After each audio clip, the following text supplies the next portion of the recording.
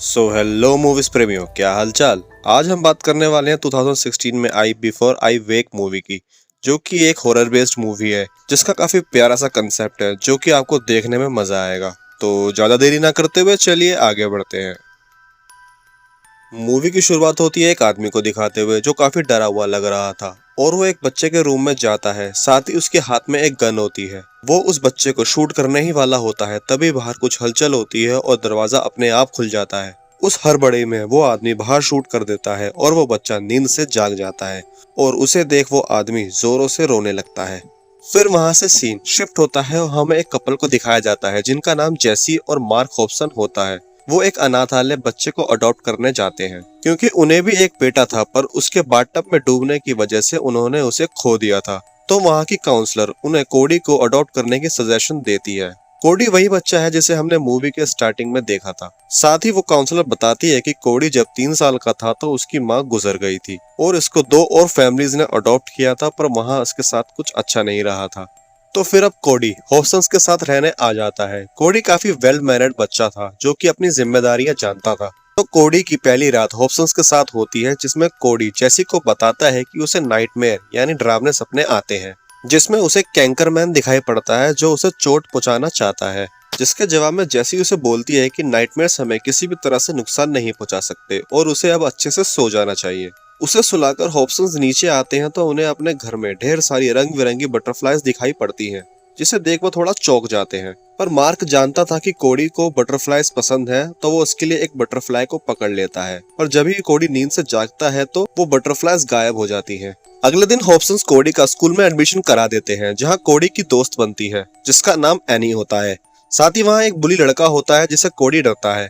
School से आने के बाद कोडी दीवार पर एक लगी पिक्चर देखता है जिसमें हॉब्सन्स अपने गुजरे बेटे शॉन के साथ थे। कोडी उनसे पूछता है कि ये बच्चा कौन है, तो मार्क उसे बताता है कि ये बच्चा उनका बेटा शॉन है जो कि स्वर्ग गया है। उसी रात जब कोडी सो जाता है तो हॉब्सन्स को फिर से वो बटरफ्लाई दिखती है, पर इस बार उन्हें उनका बेटा शॉन भी दिखाई पड़ता है, जिसे वो देख वो दोनों काफी शॉक्ड हो जाते हैं और साथ ही इमोशनल होकर उसे गले लगाने लगते हैं। जब ही कोडी नींद से जाग जाता है और शॉन गायब हो जाता है, तो तब हॉब्सन्स को समझ आता है कि कोडी को ये गिफ्ट मिला है कि जो भी वो सपने में देखता है वो हकीकत का रूप ले लेती है।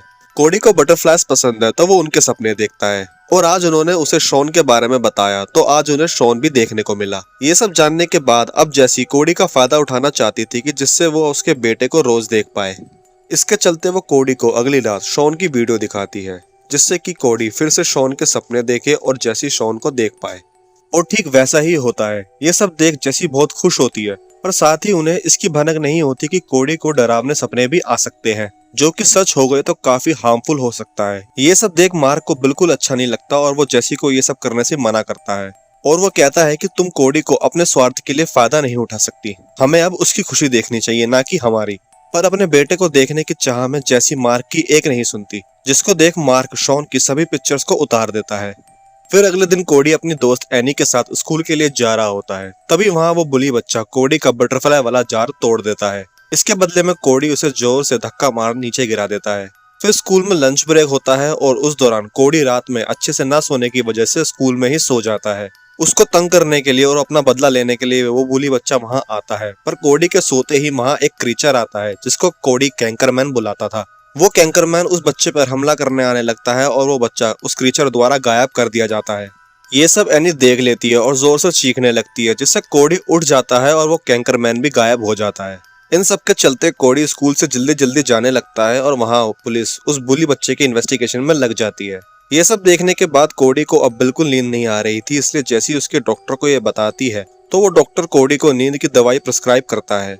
वो दवाई रात में जैसी कोडी के दूध में मिलाकर दे देती है, जिसका शक मार्क को हो जाता है, पर वो उससे कुछ पूछता नहीं है। कोडी दूध पीकर सो जाता है और उस दौरान शॉन फिर से दिखाई पड़ता है, पर इस बार वो कुछ अलग लग रहा था। वो जेसी के मुंह पे वॉमिट कर देता है और शॉन कैंकरमैन में बदल जाता है। ये सब देख मार्क भागता हुआ कोडी के रूम में जाता है और उसे जगाने की कोशिश करता है, पर नींद की दवाई लेने की वजह से कोडी गहरी नींद में था और वो होश में नहीं आता है। जेसी भी ऊपर रूम में आ जाती है, जिसके पीछे कैंकरमैन आ जाता है। उसे रोकने के लिए मार्क और जेसी दरवाजा ब्लॉक करके खड़े रहते हैं।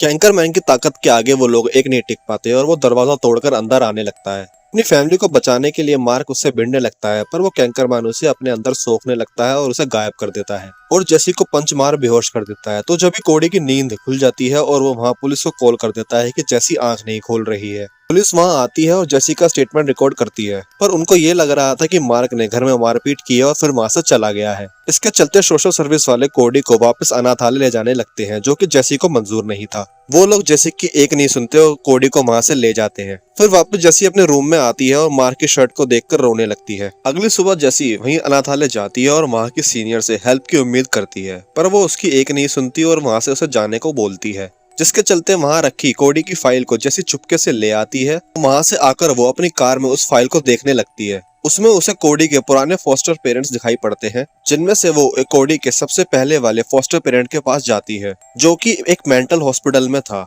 ये वही आदमी होता है जिसको हमने पहले वाले सीन में देखा था। जैसी वहां जाती है और उसे कोडी के बारे में पूछती है कि ये सब क्या हो रहा है और तुमने उसे क्यों छोड़ा था, जिसके जवाब में वो कहता है कि कोडी एक स्पेशल बच्चा है और उसके सपने सच में बदल जाते हैं और ये काफी अच्छी बात है, पर इसके साथ ही उसके बुरे सपने में भी हकीकत का रूप ले लेते हैं, जो कि काफी खतरनाक है।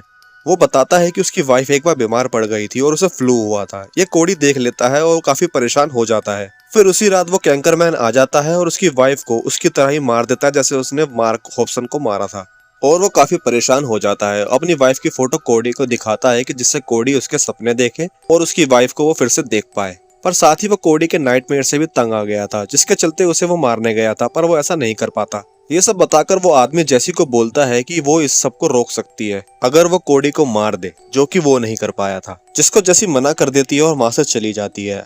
अपने घर जाकर वो कोडी की फाइल को फिर से देखने लगती है, जिसमें उसे कोडी की असली माँ के हॉस्पिटल के बारे में पता चलता है, और वो अगली सुबह उस हॉस्पिटल के लिए निकल पड़ती है, जहाँ उसे बताया जाता है कि हॉस्पिटल में आज भी उसकी कुछ चीजें रखी हो सकती है। जिसे देखने जेसी स्टोर रूम में जाती है और उसे वहाँ कोडी की माँ मॉर्गन का बॉक्स मिलता है, जो वो घर ले आती है, और उसमें उसे बटरफ्लाई वाला पिलो और एक नोटबुक मिलती है, जिसे वो पढ़ने लगती है। दूसरी तरफ हम देखते हैं कि कोडी 2 दिन से नहीं सोया है, जिसके चलते सोशल सर्विस वाले उसे नींद का इंजेक्शन देते हैं, जिससे कि वो अच्छी नींद ले पाए। और कोडी के सोते ही पूरे अनाथालय में ब्लैक बटरफ्लाइज आने लगती हैं, और उसी रात जेसी भी वहां पहुंच जाती है। जेसी डरते हुए संभलते हुए अंदर जाती है और वो कोडी के रूम की तरफ बढ़ रही होती है, जब भी उसे एक रूम में बाटअप रखा मिलता है, जिसमें शॉन की तरह दिखने वाला बच्चा था, पर इस बार उसकी आंखें नहीं थी, और वो ठीक उसी तरह बाटअप में डूब कर दिखाता है जैसे शॉन मर गया था। जेसी वो सब सहन करके वहां से आगे बढ़ती है। वो कोडी के रूम तक आ जाती है और वहां वो देखती है कि बाकी बच्चे बटरफ्लाई हैच में फंसे हुए हैं, जो कि कुकून होता है। जैसी आगे बढ़ती है तभी वहाँ कैंकरमैन आ जाता है और जेसी की तरफ हमला करने आने लगता है। जब भी जेसी उसे बटरफ्लाई वाला पिलो दिखाती है, जिससे वो देख कैंकरमैन शांत हो जाता है और उसे लगातार देखने लगता है। जेसी उसे हक करती है और वो कैंकरमैन धीरे धीरे छोटा होने लगता है और कोडी का रूप लेकर गायब हो जाता है। फिर जेसी कोडी को सोते हुए ही वहाँ से ले जाने लगती है, और अब कोडी के नाइटमेयर्स भी अच्छे सपनों में बदलने लगते हैं। घर आकर जेसी कोडी को उसकी मदर की लिखी नोटबुक दिखाती है, जिसमें उसे पता चलता है कि उसकी मदर उसे बहुत प्यार करती थी, और कोडी की ये पावर उसमें पैदा होने के साथ ही थी, जो कि उसकी माँ को पता था। वो उससे बहुत खुश थी। पर जब वो 3 साल का होता है तो उसकी माँ को पता चलता है कि उसको पैंक्रियाटिक कैंसर होता है, और कोडी उस कैंसर को गलत पढ़ने की वजह से उसे कैंकर बुलाने लगता है। और कोडी की माँ की कीमोथेरेपी मिलने की वजह से वो थोड़ी चेंज हो जाती है, जिसको देख कोडी को लगता है कि कैंकरमैन उसकी माँ को ले गया है। यहाँ हमें ये मालूम होता है कि कैंकरमैन कोई और नहीं बल्कि कोडी की माँ ही थी, जो कि छोटे होने की वजह से कोडी को ऐसा लग रहा था। इसके बाद रात में सोने से पहले जेसी कोडी को कहानी सुनाती है, जिसमें वो गायब हुए सभी लोगों का जिक्र करती है। साथ ही हम अब ये देखते हैं कि कोडी अब बिना सोए बटरफ्लाइज को ला पा रहा था, मतलब कि कोडी अब अपनी पावर्स को कंट्रोल करना सीख रहा था, और शायद वो उन गायब लोगों को वापस ला सके। और इसके साथ ही यहाँ मूवी का एंड हो जाता है। तो आपको ये मूवी कैसी लगी कमेंट करके जरूर बताएं। और हाँ, आप लोग चैनल को सब्सक्राइब नहीं करते हैं यार, सब्सक्राइब करो, अपना प्यार और सपोर्ट दिखाओ, जिससे मैं आपके लिए और भी मूवीज को लाता रहूं। साथ ही वीडियो को लाइक करना ना भूलें और कमेंट करके जरूर बताएं कि आपको मेरा एक्सप्लेनेशन कैसा लगा। तो आपसे नेक्स्ट मूवी में मुलाकात करते हैं। Till then bye guys, thanks for watching.